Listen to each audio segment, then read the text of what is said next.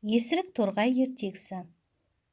Құстардың патшасы қыранның жыл сайын көктем кезінде өз бұқарасына арнап салтанатты той өткізетін әдет екен.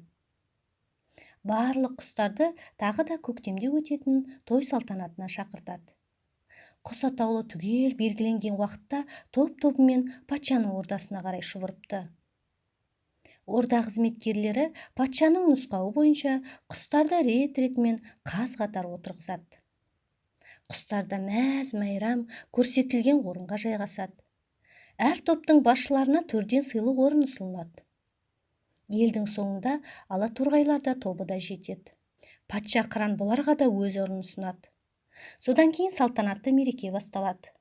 Ойын-сауық думаны қызған кезде торғайлар өз тегіне жататын біреудің босаға түбінде бүрісіп отырғанын көреді.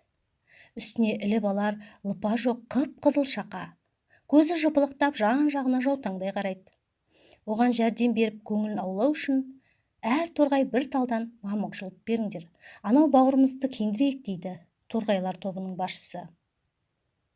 Торғайлар шұғыл іске кіріседі. Әрқайсысы өзінің үстіндегі мамықтан бір-бір талдан жұлып береді. Үстіндегі қылпығы жоқ қызыл шақа торғай туыстарының көмегі арқасында әп-сәтте құлпырып шыға келеді. Оның әдемі болып кеткені сонша, тіпті қыран патшаның өзі мынадай сәулетті көркем құсты көрмей қалғанына өкініп, әлгі торғайды өзінің қасына шақыртып алады. Құрметті орын береді. Қыран патшаның қасына орын алған торғай айналасына барлай көз жүгіртеді де, мен ең сәулетті құс екенмін. Қыран патшаның өзі түр-түсіме қызығып құрметтеді ғой деген ойға шомады. Енді әлгі торғай есіріп өзіне өзі қоқырайып паңдана бастайды. Тіпті әлгінде өзіне көмектескен туыстарына да тұмсығын шүйіріп төбесінен қарайды. Мұны көрген туыстары қатты ызаланады. Мен суының жазасын беру керек деп күйінеді кейбіреуі. Тойда тоны сыпырып алғанымыз ұят болар, артын күтіңдер деп басу айтады байсалды кәрі торғайлар.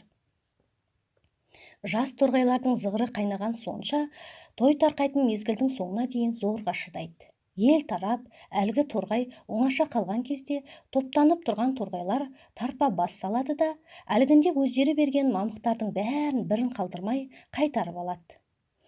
Сән сәулетінен айырылған есірік торғай сүмірейіп, бұрынғысынша қызыл шақа күйіне қайта түсіпті. Торғайлар көпке топырақ шашпа деп тарап кетіпті. Мұны көрген қыран патша есіргенде ес болмайды деп теріс айналыпты. Сөйтіп аяқ астынан лепіріп даңдайсыған есірік торғай тілін тістеп айдалада жалғыз қалыпты.